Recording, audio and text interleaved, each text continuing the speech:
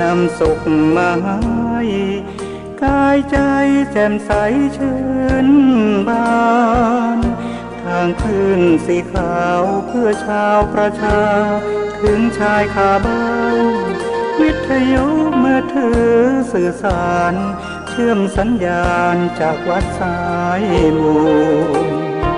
มรดกธรรมกำเมืองร้อยเรียงสำเนียงภาษาสืบสานตำนาล้านนาอันทรงคุณค่ามิให้เสื่อมสูญภูมิธรรมเก่าก่อนคติคำสอนอานิสงส์ผลบุญสติปัญญาเพิ่มพูนช่วยหนุนบุญญาญาติโยมพระครูสังวรศิลางพิรักมั่นคงแน่นหนักในฐานะศิษย์พระโคดมทุกลมหายใจตั้งจิตมุ่งหมายนำพาญาติโยมทานศีลภาวนาสร้างสมตามรอยพระบรมโพธิสมภา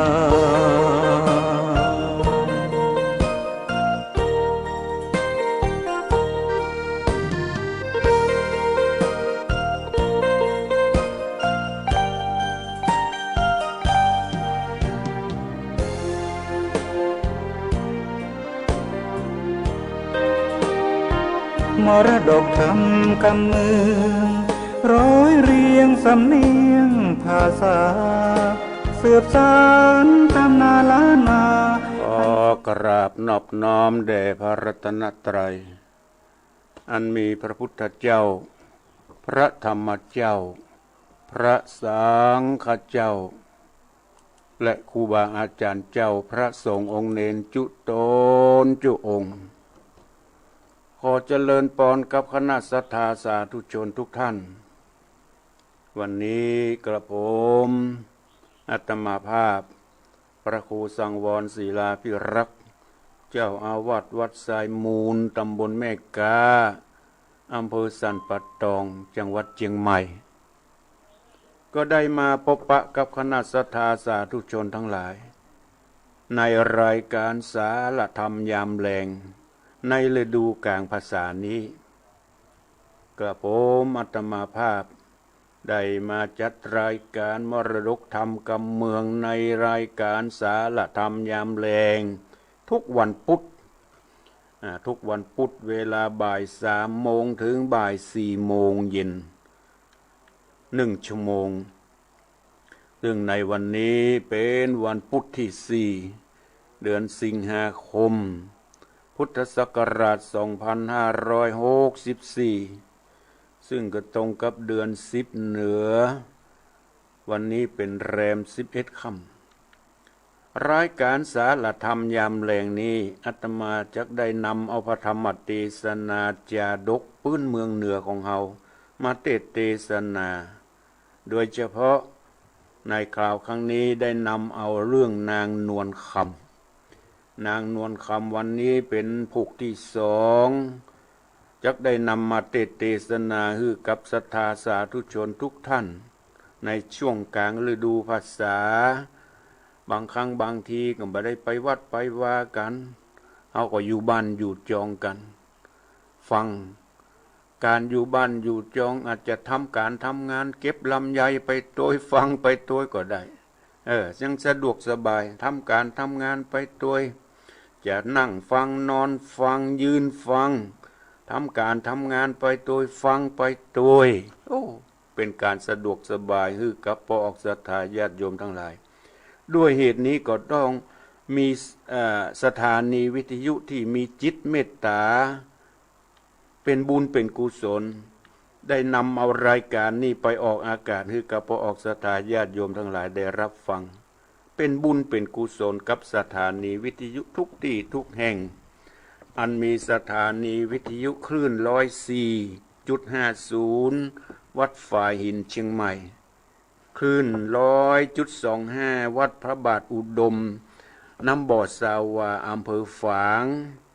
คลื่น106.25มนเสียงธรรมอำเภอแม่แจ่มคลื่น89.50บ้านทุ่งเรดิโอสันปัดซักอำเภอสันปัดตองคลื่น88.25วัดสี่ปันเงินสันปัดตองวันนี้คลื่น98.75นี่เพิ่นซ่อมเครื่องส่งนะโดยเฉพาะคลื่น98.75วัดห้วยตองซักจอมตองนี้งดออกรายการปิดสถานีไป2 วันอย่างนั้นได้รับแจ้งว่าวันที่4ที่5นี้มีการซ่อมเครื่องส่งภัยที่เคยฟัง98.75วัดห้วยตองซักก็ไหลไป89.50บัดทุ่งเรดิโอนะต้องขอบคุณอนุโมทนาต่อเจ้าของสถานีวิทยุทุกที่ทุกแห่งเจ้าหน้าที่ทุกท่านที่ได้มีส่วนร่วมนำรายการนี้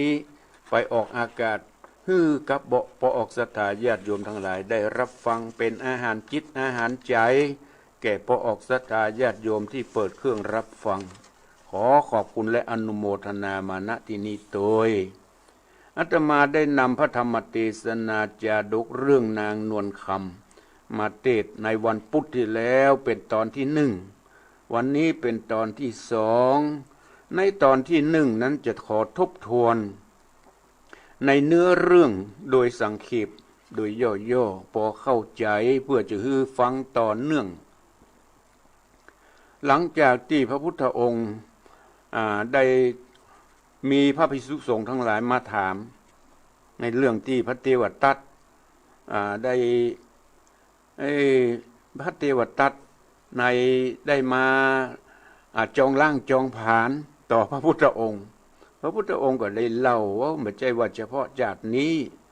มีหลายเจนหลายจาติมานะด้วยเหตุที่ได้ทำกรรมทำเวรกันมาหลายหนึ่งมันมีเมืองมันมีอยู่เจนหนึ่งมีเมืองกุสวดีนครมีพญาเจ้าเมืองชื่อว่ากุสวดีนครราชาเมืองนี้ก็อยู่กันสุขสบายดีคนมั่งมีสีสุขเพราะเป็นคนมีศีลมีธรรมอยู่กันอย่างราบรื่นการทำมาค้าขายกันก็อยู่กันอย่างราบรื่นทีนี้มีครอบครัวหนึ่งครอบครัวของเศรษฐีเป็นคนมั่งคนมีพ่อเศรษฐีคนนี้มีภรรยาชื่อว่าสุภมารีหุมกินหุมทานมีความกตัญญูกตเวทีต่อพ่อต่อแม่ต่อปู่ย่าตายายอู้กำจ่าแต่ละกรรมเป็นที่น่าม่วนน่าฟังนางสุภมาลีอยู่มาบ่เปิ้นบ่นานเท่าใดภรรยาของเศรษฐีคนนี้ก็ตั้งท้องตั้งครรภ์เกิดลูกออกมาชื่อสุรเมขกุมารสุรเมขะเติบโตใหญ่ขึ้นมาจนพออายุได้4 ปีละแม่ก็มาตั้งครรภ์ที่2แหมะมาตั้งครรภ์ที่2ครบ10 เดือนประสูติลูกออกมาเป็นแม่หญิงเลยชื่อว่าตัสสวรกุมาร2 กุมารจนอายุได้2 ปีคนปีอายุได้6 ปีละตนน้องอายุได้2 ปีแม่ก็เกิดบ่ค่อยสบายเป็นพยาธิกับเนื้อกับตัวโดยวิบากกรรมอย่างใดก็บ่ฮู้ยาก็บ่หายแม่ก็เลยตายจากลูกทั้ง2ไปเอาไว้ลูกยังบ่ใหญ่เท่าใด2 ปี6 ปีลูกทั้ง2ก็มาเป็นกำพร้าแม่ร้องห่มร้องไห้เสียอกเสียใจที่แม่ได้จากไปอันพ่อก็มาหันลูกทั้ง2อย่ามาให้แต่ให้ว่าจนบ่ใครรับใครนอนให้หาแม่เกิดหาแม่ที่จากไปพ่อเศรษฐีก็ว่าจะหาแม่ใหม่มาฮื้อแก่ลูกทั้ง2ดีจ้าก็ไปหันใส่แม่หญิงคนหนึ่งอันเป็นสาวน่าจะเอามาเลี้ยงลูกทั้ง2ดีกา ก็ไปขอกับพ่อกับแม่ของนางคนนั้นนางคนนั้นชื่อว่านางอรดีก็เป็นนางคนนี้ได้นางคนนี้มาแล้วมาเป็นเมียใหม่ตอนแรกๆก็เอาอกเอาใจละอ่อนสองคนดีนะป้อนข้าวป้อนน้ำเอาอกเอาใจพ่อเสียทีเป็นอย่างดีนางอรดีอยู่เมินเข้าก็มีต้องคลอดลูกออกมาชื่อว่ารัตนกุมาร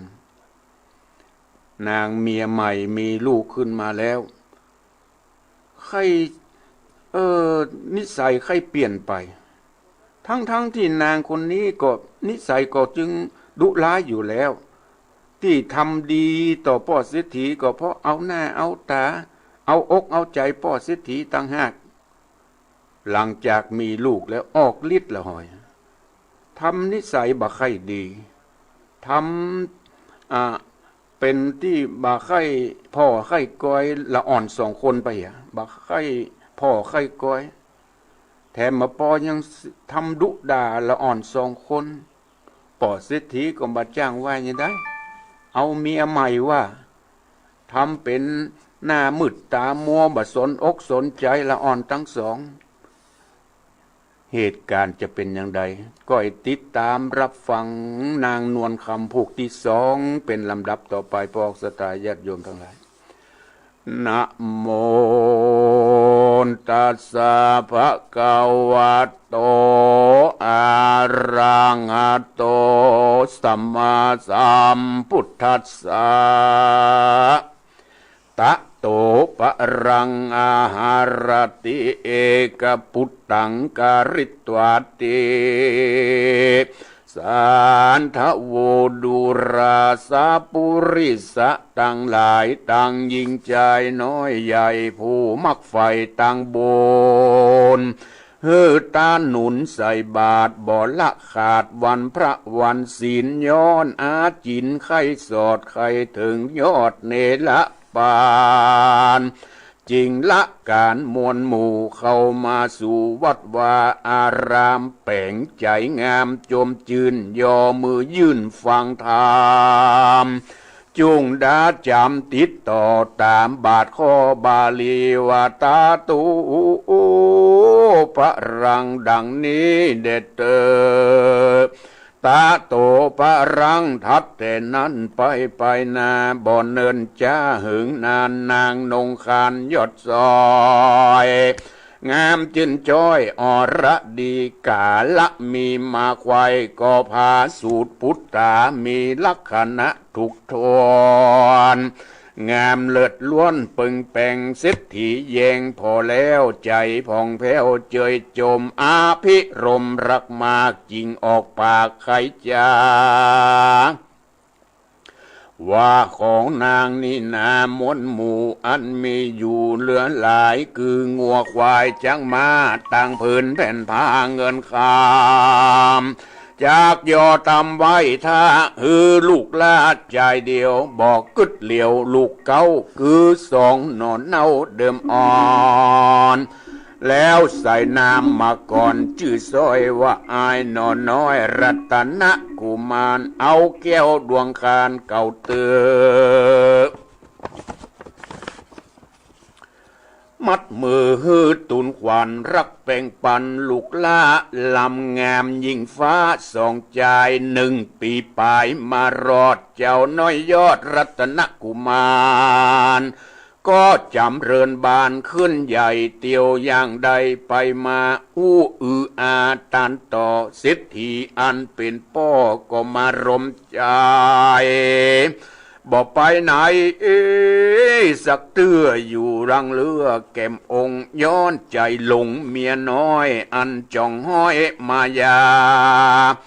ลวดจังสุระเมฆาลูกเต้าตั้งน้องเน่าตัสวรกุมารใจปาลากาหยาบถามหลับข้าขับนี้ส่วนนางอรดีนั้นใส่กันมันได้พุทธาลวดบ่ขุนนาพี่น้องบ่สนว่าซองตั้งวานป บอตันกึดไว้เอาแป้นมือใส่สันหลังจ่าอึกอังแจงด่ายามผ่อนนาสองใจเลือกตาพายพระภาคว่าสูนี่หากเหลือกำสององค์คำพี่น้องให้ร่ำร้องตึงวันตึงวานเต้าเอากันหลีกลี่ไปอยู่ที่ไก่ตาปื้นเกหาไตล่างบ่มีวางเจยบานย้อนวันนางมารแม่นาจมแจ้งด่าตึงวันบ่ปอเกยแห่งแฝงแต่ก่อนก็บ่หอนขุนนาสองโสภาน้องปี้แน่บอกกี้สักวันเหตุตุกวันทางทองในแห่งห้องอรไทยโอ้โอดอยู่ไปคำเจ้ากึดถึงแม่เจ้าตึงวันก็เมียและนาเตกุมาราอันว่าสองกุมารพี่น้องตุกศกต้องเหลือหลายย้อนแม่ตายภาคนาได้แม่แน่มาแตนมีกำแกนบ่เหือดร้อนไม่เดือดตึงวันยามปากันหลีกลี่ไปอยู่ที่ไก่ตานางบาปนาแม่นาก็ด่าว่าหลายแสงจากำแข็งสนสอบอกฮือป้อเสียถีว่าลูกบอดดีเป็นคนขี้ข้านเอวลาบ้านนิการกันสองกุมารพี่น้องเล่นในห้องเกหานางปาลาแม่นาก็ดูด่าบุบตีว่าสู่สองคนนี้บอดีล้ำบอดีล้นแล่นล้นบนหอบนเฮือนหอเฮือนเฟือนยับโยงเรื่องครัวเครื่องฟุ้งเปปังเสียงดังนั้นขะขึ้นลูกกูตื่นตกใจสูจุงหนีไปอย่าจ้ากูจะฆ่าสู่สองคนตายนางผีพายบาปเศร้าด่าสองเจ้าจุวันตุกอันนั้นบ่อน้อยมาจ่องหอยสองสะหลีป้อเสียทีนั้นใจก็โตกอยู่ในตันหาบ่ขุนนาลูกเต้าซ้ำดาตีเล่าตัวตามสองบุญรอมน้องปี้แน่บอกกี้เจยบานตั้งสองคนอาหารคาบเข้าบางคาบก็ไม่ได้กินบางคาบก็บ่ได้กินบ่เป็นเจ้าบ่เป็นแรงงายกันนางผีพายเมียบาปใบกินอิ่มไส้ตัวมันจริงจักปั่นสองเจ้าฮื้อกินซากเก่าไปลางหากเหลือยังแต่ก้างจินบ่เหลือบ่ข้างหมดสอยจำแต่รอยถ้วยเป่ากินแต่เข้าบ่ได้ล้างเตือก็จนปอควา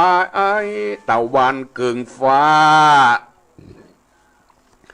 กันแม่นาอาธรรมบอกไขกรรมเรียกร้องแม้นห้อนต้องปานใดสองสายใจน้อยนาดก็บ่ได้อาจเอามากินก็มีอันเล่นนากติวัดสังยังมีในวันหนึ่งลาวสองนอนเนาเด็กขาเตียวไปมาเข้าออกเตียวปิกเตียวปอกหลายตีนางกาลีร้องด่าว่าอายตันคาตายโหง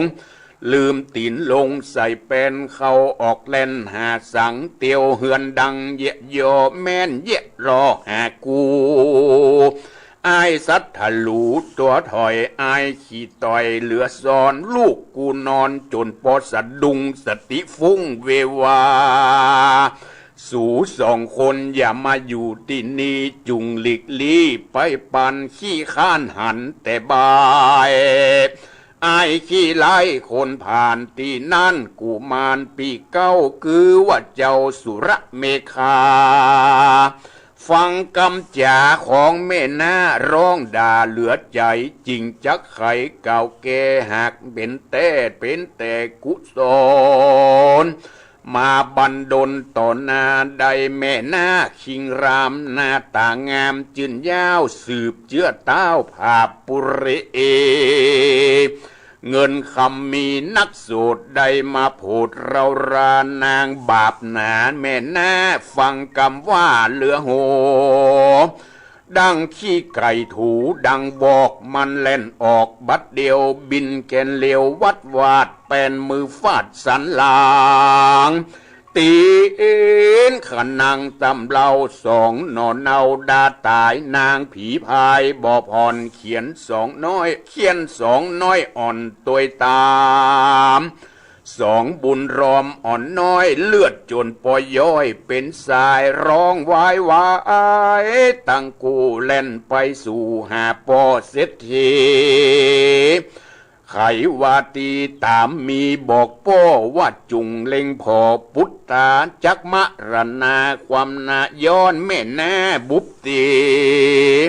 ส่วนปอเศรษฐีผู้เป็นปอซ้ำดาต่อสองนอหลายแสงว่าสูดอย่างมาหัวแข็งเจนกว่า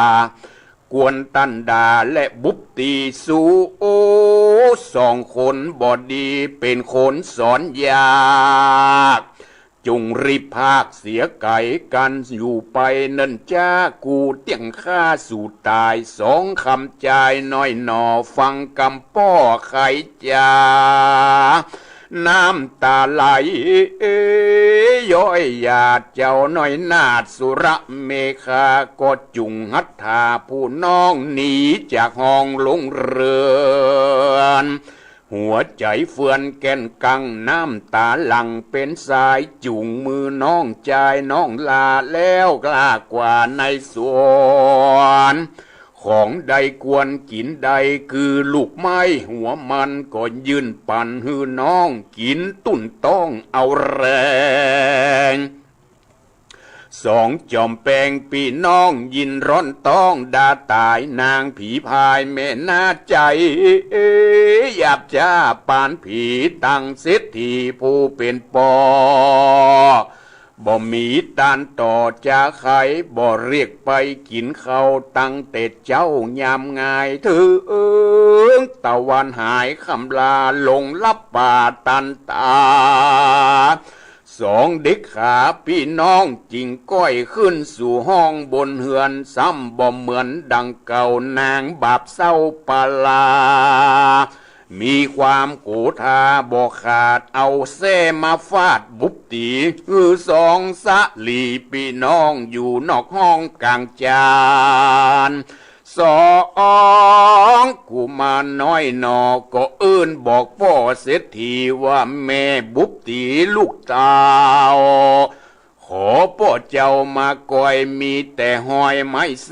จิบนักแก่เหลือหลายเนื้อตัวจนพอลายจำมาดเลือดจนพอย่อยหยาดแดงแพงขอพ่อแปงที่ไว้เอายาใส่ปันเราเด็ดเตอที่นั่นพ่อเศรษฐีผู้เป็นพ่อฟังกำนอพุทธาอันไขจามาจมมาฟ้องอยู่นอกห้องกลางจานใจมันหานหาวหาดย้อนอำนาจตันหาบ่ปิยาลูกเต่าบ่ฮักลูกเต้าสองคนเอาใจเข้าดนตังเมียเท่าตาเพียหยับจ้าซ้ำร้องด่าพระพายว่าสูให้เหลือขนาดสูสองคนนี้เหลือกำสอนบทจำบทจือกูจักฮื้อสู่ตายตั้งสองใจพี่น้องจุงนอนนอกห้องกลางจานเศรษฐีมารผู้เป็นปอบอดตานต่อยาวไปกำบอนใหญ่ลูกเต้าบอดดังเข้าถึงหูพ่อก็หับประตูไว้มันใส่เสดันไปในฮื้อใส่ใจพี่น้องนอนนอกห้องกลางจานเฮือนเตอุโภกุมาราส่วนสองกุมารพี่น้องนอนนอกห้องกลางจานรำกำผ่านหลายแหล่ให้หาแม่เดิมอ่อน ว่าแม่เอ๋ยแม่เมื่อมอนตายกว่าแม่แน่บุบตีเหมือนดังเศรษฐีผู้เป็นพ่อก็บ่พอปัดปวละยังตัวข้าลูกตุกถูกเหลือใจกึดถึงในหลวงแล้วยามแม่แก้วยังคอนบ่ทารนกันอยากบ่ลำบากเครื่องกาถึงยามมาเมื่อเจ้าแม่ยื่นเข้าป่าปั่นถึงยามวันมาควายแม่นั่งไกลเฟื่อแฟงถึงยามแรงเมื่อค่ำแม่อาบน้ำขัดสียามรอยถีมารอดแม่นอนกอดเราราบัดนี้นาแม่แก้วตายจากเราไปแล้วหายซอยไปเดี๋ยวปล่อยกว่าจอยละลูกน้อยตกผ่านจิตวิญญาณแห่งแม่ไปอยู่เกศเด่นใดขอเร็วไวอย่าจ้ามาเอาค่าส่งใจได้ตายตั้งกู้ได้ไปอยู่ตัวกับแม่กันอยู่ถึงวันนี้เล่าค่าลูกเต้ามองขีอันแม่นาตีและดาปอก็ว่านำนาปุนขุนนาน้องหน่อยให้ข้าคอยตึงวันยุงคบคันบ่เอือดมัดและเหือดเลือนลายตัวจูดตัวจุนปอเล่นลายพอพอยเสื้อขาดห้อยกายาเหมือนพุทธาภัยไตเชื่อถอยไล่คนผ่านสองกุมารพี่น้องจ่าจมฟ้องนานอนเกหาเรือนใหญ่ย้อนเอาไม่เลือดใจน้ำตาไหลตกตอด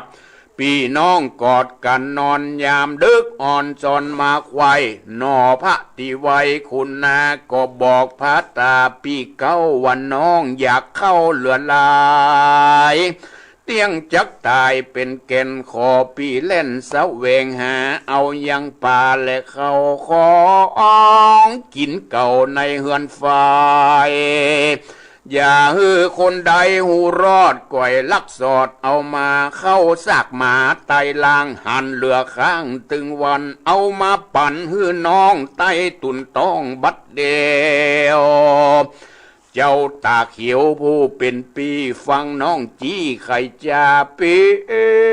นตุกนำน้ำบ่น้อยก็ตอบถ้อยกำไปว่าประตูไขบ่ได้ตันหับไว้นำนาเข้าซากหมาใต้ล่างก็บอกข้างเหลือรอคอสบน้องจันอดเยินกันบันเตาสองคนเฮากำผ้าตันบอกค่าเป็นดีหรือเลือดยุงมีตอมไตพี่จักไล่ปัญจายถึงยามงายพุ่งเจ้าก้อยขอเข้ามากินขอตานินยอดซอยโอ้ใจก้อยลับนอนอย่ารำวอนหลายกว่าตั้นจักดาและตีจักไล่หนียกย้ายเราจักตุกร้ายถมนาสุระเมฆาผู้เป็นปีใจไขก่าวจี้หลายอันรำพึงรำพันที่ถอยน้องซ้อยเตรียมตาหายเครื่องกาหมัดไม่บ่ร้องรำให้อื่นข้างส่องบุญขวางพี่น้องนอนนอกห้องกลางจานเหมือนดังคนผ่านต่ำจ้าบ่มีเสื้อผ้ามาปกห่มเหมยหมอกมัวคืนมืดกุมโต๊กลงตุ่มตั้งคิงสองบุญปิงอ่อนม้อยตากันม้อยลับไปก็มีฮันแลนาปุณนันติวาเสในวันรุ่งเจ้าอันว่าเจ้าสุระเมฆากดยุงหัตถาน้องลารีบเร่งกว่าไกลกลาจากเกหาเลือนปอเบ็นหน้าต่อเรือนไก่ก้อยเตียวไปยังกาดคนละลดละลาดเหลือลวงลายย่อมือพายตั้งกาวยกมือไหว้ขอยังเข้าอาหารเข้านมหวานลูกไม้อันอยู่ไกลกองตาเขาขุนนายกย่อเยิน ด้วยใจจื่นยินดีพ่องก็ไขว่าตีตานต่อว่าอันนี้มันเป็นลูกเศรษฐีสองใจผียักษ์พายเข้าใส่ตกอยู่ใต้กำเมียไล่ลูกเสียจากห้องเยะพิษจ้องโบราณนางผีมารแม่นาก็ถอยจากกาลีสู่ควรหลีกหนีลาลาภาคออกไปจากเสียเมืองสองบุญเรืองพี่น้องก็ปิกปอกห้องเกหาเอาโภชนะหลายสิ่งลูกไม่ยิ่งหลายอันวางยายกันพร้อมควายกินเสียงไส้บัดเดียวนางตาเขียวแม่หน้าก็ร้องด่าพระพายว่าสู่สองคนให้หลายเหลือแลตั้งพ่อแม่ตกผ่านแอวขอตานมาด้วยดังเจื้อถอยอนาถาสู่สองขาหยาบจ้าแยกขายหน้าตนกูตั้งสองสู่พี่น้องจงหนีจากห้องไปปานอย่าเอากันปิกปอกไหวหน้าออกปิกขึ้นมานางปาลาโคดแก่เอาไม้แส้มาตียังเจ้าบุญมีน้องซ้อยเลือดจนปย้อยเป็นสายเจ้าร้องวายวายร้องไห้เล่นไปไกลพิตาว่าตนมารดาแม่นาบูบตีขาเลือลายเจ้าบุญภายน้อยหน่อเหมาะหลังปอดเปิดเสียทีปอดเสียทีบอกตามมีกล่าวจี้ฮือแจ้งทีจุประการส่วนผีมารผู้เป็นป่อบอดตานต่อสักกรรมบินหลังต่ำจะกวายบอกว่าร้ายและดีนางกาลีแม่นาก็ดูด่าว่านานำหน่อคุณทำจริงพรากหนีละจากพิตาเล่นไปหาปีเก้าบุบแม่เข้ากับอกมูกเข้ากับอกน้ำตาโตอกย้อยหยาดส่วนเจ้าน้อยนาสุระเมฆาก็เจียนจ่าลมเล่าหือน้องเน่าเย็นใจแล้วเร็วไวบทจ้าจูงแขนน้องลาเตรียมตา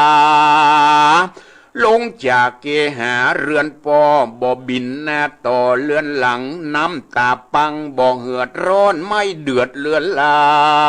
ยยกมือถวายตั้งเก่าไว้ซึ่งเจ้าขุนอินตั้งนาคินหนักน้ำไข่จุกรรมทรเนสองพี่น้องปาหนีละภาคออกไปจากเสียเหือนก็มีหันและนาตามมาทางพระกาเซนโตศรัทธาศรัทธาอันว่าสัพพัญญูพระพุทธเจ้ายอดซอยหันบาทถอยไปหลังอัฏฐยังไปแจ้งพระจิงเสงติสนาวตาตุพ่อกุมาราภิกขเวดุราภิกขุสงฆ์ตนตาลงศีลใสสะอาดเชื่อนักปราชญ์ตะรงญาณส่วนสองกุมารกำพร้าแม่นาดาและตีเป็นตุกขีไม่มาดบ่หูขาดตั้งวันจริงปากันหนีพรากออกไปจากเกหาสุระเมฆาปีเก้าหน้ามนเศร้ามองผ่านยกมือสานน้อมไว้ซึ่งเตปะไทยไปบอนตัวสกลแหล่งลาพับแผ่นนาปาทาพีเทวดามีจุแห่งห้องไว้แต่ต้องดงนาขอคุณนาจิจองเฮือหูป่องตั้งไปได้หนีไก่แม่นาอันหยาบจ้าสามานแล้วไหว้วานไปรอดถึงเจ้ายอดมันดาอ่านมาลานาลวงแล้วว่าคาลูกแก้วตั้งสองน้ำตานองบ่เหือดร้อนไม่เดือดนำหนาขอแม่มาช่วยกามจุเจ้าค่ำแหล่งง่ายฮือได้หายหม่นไม่ฮือปันได้สุขเจยบานกันบอนวานเทพไทยดังนี้แล้วเจ้าปีแก้วสุระเมฆา ก็ปาตสะวระกุมารน้องลาออกเตียวกว่าตามต่างสองบุญขวางพี่น้องนี้จากห้องเรือนตนไปตามหนต่างตายนับอันใดหลายคืนหลายวันจิงเอากันกระพากออกไปจากราชธานีก็มีฮันเลนาในกาลนั้นตีปะไทยไปบุญก็บันดลจักจ่องฮือส่องพี่น้องลงมักกาตั้งไต่เขาป่าไม้ดงดามเจ้าบุญนำตั้งกู้ลวดหลงเข้าไปสู่ดงนานกนาน้อยใหญ่บินสะใสเนืองนั้นนกตู่ขันฟังมวนนกเก่าล้วนปุ่นกัวนกตั้งหลายตั้งต้นใหญ่ๆมีหลายพันหลายสิ่งคันทายิ่งเอาใจลมพัดไหวกิ่งการหอมจุดันดงนาสององค์คำพี่น้องสอดเตียวต้องไปมาแล้วลีลาจากหันเข้าสอดดันดงหลวงไม้ปันปวงหลายแหล่ตั้งต้นแผ่ใหญ่ๆตั้งหมักไฟหน่วยน้อยหมักขนุนห้อยจำลำหมักม่วงคำสุกแฮมป่านดังแก้มสาวจีกล้วยสุกดีเครือใหญ่มีเต็มควายดองดานสองกุมารพี่น้องกินอิ่มต้องตามใจก้อยเตียวไปจะใจบ่หูใต้บ่หูเหนือบ่หูเหลือเสือแลดจางบอกกึดแองสังกาย้อนเทวบุตรเทวดาเถื่อนทองมาจักจ่องบันดลฮือสองคนพี่น้องบอกกึดป่องตังกัวมีใจหนูจิ้นสู่ทัดขาคัดเข้าสู่ดงตันนามยามตะวันคำลาดาลับฟ้าหายโหนตั้งสองคนพี่น้องก็ไปรถห้องลูกขามีฉายาร่มกว้างนกอยู่สร้างนานำคือไม้ลุงคำต้นใหญ่กิ่งแผ่ไขว่สนสารนกขันขานกูทองเสียงมีกองดงดอนสองพี่น้องจิงเข้าไปนอนยังจอดฮือหิวหายหอดไม้หายก็มีด้วยพระการดังกล่าวมานี้แหละนานิติตังขียาสังวันนาวิสิตจะห้องเหตุยังนางนวลคำผูกทวนสองก็บังโคมสมเรศดีพระธรรมเทศนาเรื่องนางนวลคำผูกทวนสองที่อาตมาได้เทศนาไปในทำนองแบบพื้นเมืองเหนือของเราก็ได้จบลงไปพอออกสถาญาติโยมทั้งหลายที่ได้จบลงไปก็เพราะจะสรุปใจความโดยย่อๆหลังจากที่พ่อเศรษฐีได้เมียใหม่เอามาพอลูกเต้าก็ตอนแรกก็ดีเอาอกเอาใจดีอาบน้ำป้อนเข้าหลังจากบำเพ็ญมานานนางอรดีเมียใหม่ก็ได้ลูกขึ้นมาแหละได้ลูกขึ้นมาตั้งชื่อว่ารัตนกุมารเมื่อนางกุมารเมื่อนางอรดีเมียใหม่ได้ลูกมาแล้วก็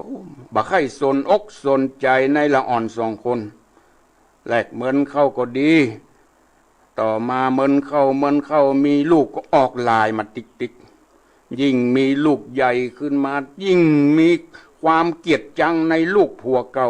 ในลูกเมียเก่าเราจังไปติ๊กถามบุบถามตีหาเรื่องหาราวไปฟ้องพ่อเศรษฐีก็หลงหน้ามืดตามัวของนางอรดีแหละหลงเมียสาวเมียใหม่ยังก็ถูกมัดเมื่อเมียมาอู้มาจ๋าบัดนึกถึงลูกสองคนจะได้ถูกจำอกจำใจบัดพิจารณาถึงเหตุถึงผลสุดท้ายไล่ลูกออกบ้านออกจองไล่ลูกออกบ้านออกจองไปฟังคำฟ้องของนางอรดีเมียใหม่หลงในเมียสาวจนเอาเข้านางสองคนลูกสองคนจนบ่ได้นอนบ้านนอนจอง จนบ่ได้อยู่หออยู่เฮือน เวลากลางวันนี่อยู่บ่ได้อะด่าดุด่าว่ากล่าวเข้าบางคาบก็ได้กินบางคาบก็บ่ได้กิน มีคาบเนี่ยมีตอนหนึ่งได้นอนกลางจานอ่ะเปิ้นหับประตูมัดเปิ้นมาฮือเข้าในบ้านในจอง เข้าก็อยากกินเข้าไปพอจะเข้าไปในครัวหอครัวเฮือน เข้าไปไม่ได้ เข้าไปไม่ได้เปิ้นปิดบัดใจใส่ขัดแจมัดเจ้าหันเข้ามาเหลือนะพี่ว่าน้องว่าขอไปพอที่เข้ามาก็กินหมดจะไปกินเข้ามาที่เหลือก็บะหมี่ขนาดนี้แม่ไล่บุบไล่ตีดุด่าว่ากล่าวพ่อก็บอกว่ายังทำเป็นหูหนวกตาบอดสุรเมฆาปาน้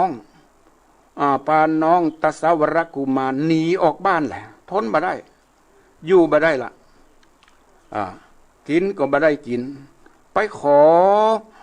จำเป็นได้ไปไหว้ไปวอนขอในกัดในดีหนีออกไปออกบ้านออกจองไหว้วอนต่อเทพไทยขอดวงวิญญาณของแม่ที่ได้ตายไปจงได้มาด้วยจนดลบันดาลให้ลูกทั้งสองได้อยู่ดีมีสุขพังหรออยู่กับแม่หน้าบ่มีความสุขเลยหนีออกบ้านออกจองเข้าป่าเข้าดงเข้าป่าเข้าดงไปเทพบุตรเทวดาฮ้อนอกฮ้อนใจเทพไทยอินตาฮ้อนที่นั่งส่องพระเนตรลงมาหันซองกุมารได้รับความลำบากจุงทะแลงตัวเป็นหนูล่ะเป็นหนูในขณะที่ซองกุมารนอนอยู่ปืนไม้ลุงหนูนั้นจะนำซองกุมารไปที่ไหน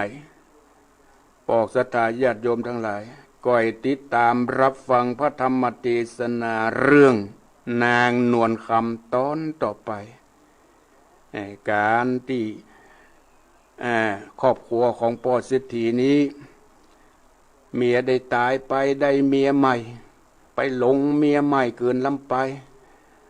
โดยบ่นึกถึงน้ำจิตน้ำใจของลูกทั้งสองหน้ามืดตามัวด้วยตัณหาราคะจึงทำให้ลูกได้รับความทุกข์อกทุกข์ใจหนีออกจากบ้านจากจองพ่อก็บ่ฮ้อนอกฮ้อนใจ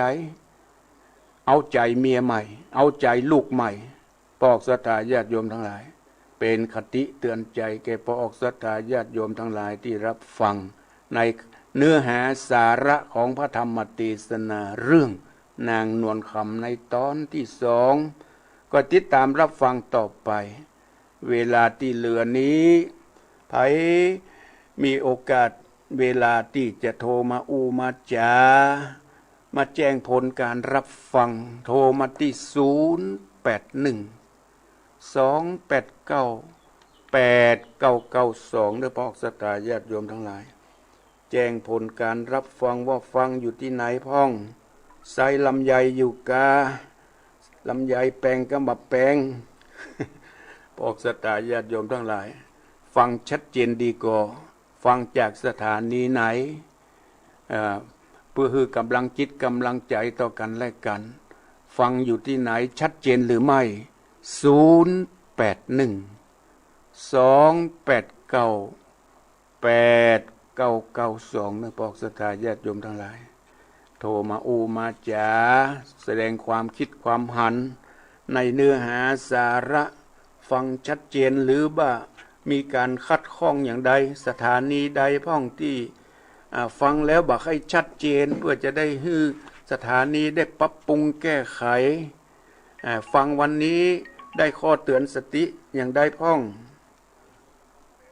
เจริญปอนตามไม่สาครับท่านพระครูโทรมาจากไหนผมพระน้อยบุญป่ายมโนครโทรมาจากเสาหินเมืองฝางครับโอ้วันนั้นโทรมากำตาปน้อยได้ครับผมเมืองฝางนี่มันฟังกันนักเลยครับดีละเป็นบุญเป็นกุศลทำอย่างอี้แต่ทำอย่างอี้นะมาเมืองฝางนี่รับรองว่าก่อนได้ปิกกันแล้วนะยืมได้ปิกเอาไปแล้ว โอ้เยี่ยมเลยอ่ะ อันกะ เยี่ยมเลยอ่ะโอ้โหชัดถ้อยชัดค อ๋อ ำเข้าใจดีครับ อ๋อฟังไปเรื่อยๆเนอะ ครับผมเป็นกำลังใจครับพ่อครูเล ขอบคุณพ่อน้อยเนอะ ครับผมกลับไปสาครับ ดีมีสุขบุญรักษาเจริญปอน เจ้ากลับไว้สาเจ้าทำพระครู แม่สุขแก้วกะ แม่สุกี้เอาบ้านศิลปรสิตี้เอาบ้านห้องละปูนเด้อ อยู่ที่บ้าน ฟังจะขึ้นไปยินนะเจ้าเจ้าเจนดีเจ้า ไฟหินก็ได้ยินไปแผ่ปุ่นกะ เจ้าได้เงินเถอะแม่ โอ้ ขึ้น ไฟ ไปสองซาเข้ามาได้เงินเจ้า แม่นละเอาโซน104นี่ดังไปไกลได้ เจ้า โอ้เป็นบุญเป็นกุศล บ้านสิตี้เอาบ้านห้องเลย โอ้ นะเจ้า เป็นบุญเป็นกุศลเนอะ เจ้าได้ฟัง โอ้ได้ฟังกัน ำตาฟัง โอ้ เจ้า ดีละเนอะฟังไปเรื่อย โอ้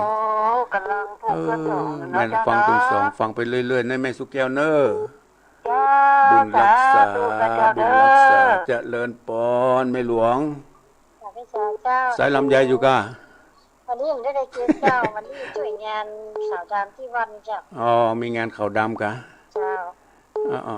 ฟังชัดเจนดีเนอที่หนองผ้าขาวอ่ะ เสียงเจ้าร้านฟังของพ่อโดมอะ อ๋อของพ่อโดมฟังชัดเจน98เป็นยุทธวันนี้ เจ้า วันนี้วันพุธ2 วัน เจ้า ขอบคุณแม่หลวงสายฝนเนอะ สายท่านพระครูเนอร์ค่ะ บุญรักษา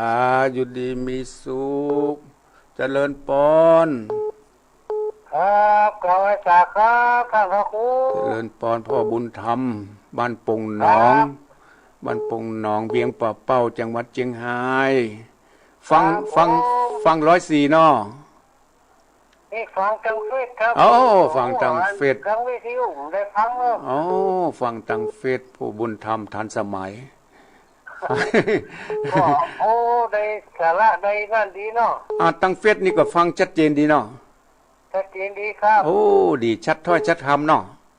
ครับ โอ้ดีแหละโอ้มันทันสมัย กำว่าหายานแล้ว โอ้มันเป็นกรรมของภัยของมันเนาะเอาฟังไปเรื่อยๆฟังมันเป็นกรรมของภัยของมัน แม่นแม่น ขอบคุณพ่อก ำแก้กำว่าเนาะ ขอบคุณพ่อบุญธรรมเนอะ ครับกลับไว้สาครับครับ ดีมีสุขบุญรักษาเจริญปอน กราบไหว้สาเจ้าพระอาจารย์อัน โอ้ นี้ไม่ตู้นะ แม่ตุนี่เมินลำบากโทรมา อันไม่ตู้เดียวไม่ตู้อยู่ละปูน โอ้ย่ำปิ๊ก ก็หาได้ยินเดียวนี่ฮะ ย่ำปิกเตอกะ ย่ำปิกแต่เจ้า โอ้มาเมินแล้วเนี่ย พอดีลูกสาวชื่อเฮืออย่างได้ยินตัวเจ้าบนก็หวังจุ่มได้ยินตัวเจ้า แล้วก็เดี๋ยวนี้แม่ตุฟังมาอยู่บ้านอย่างละปูนอ่ะ อยู่บ้านปุ่นว่าเขาว่าสันปุร้อยเอง สันปุนเลยนี่ตำบลบักเขือแจ้กะ เจ้า พูดเลยกันบักไก่ซุปเปอร์โลกใกล้ๆนิคมฮะนะกะ กันอยู่นี่คบลูกกันทำงานนี่คบ นั่นแหละพูดเลยบ้าน เจ้า บนพูดเลยวัดพูดเลยก็มีใกล้ๆลูกตังหลวงซุปเปอร์ไปตะวันออกฮะเนาะ เจ้าก็เที่ยวอยู่อันบ้านนอกมันจะได้ยินน้ำอย่างวันนี่ อันกะ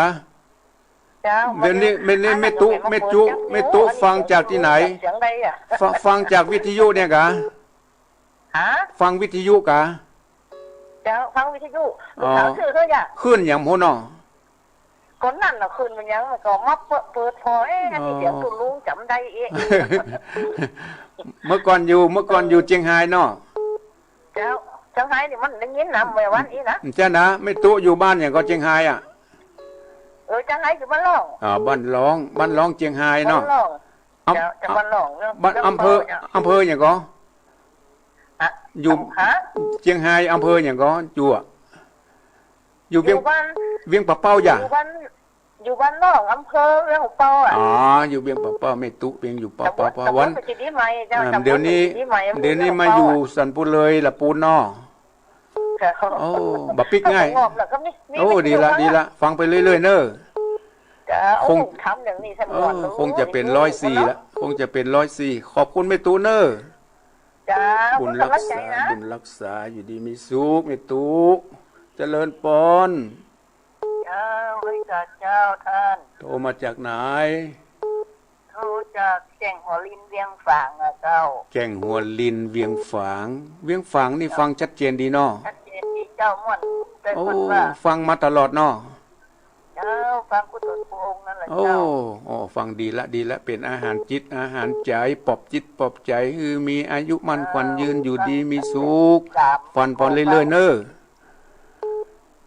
แม่ยังก็ ไปตามโกฟังแม่จันสีเจ้า โอ้อยู่เฟืองฝางชัดเจนขอบคุณเนอะแม่เนอะ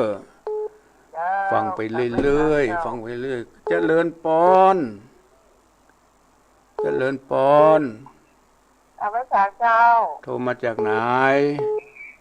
อยากมานั่นไม่ยอมมาศึกษาเจ้า โอ้สันทรายสันทรายก็ได้ยิน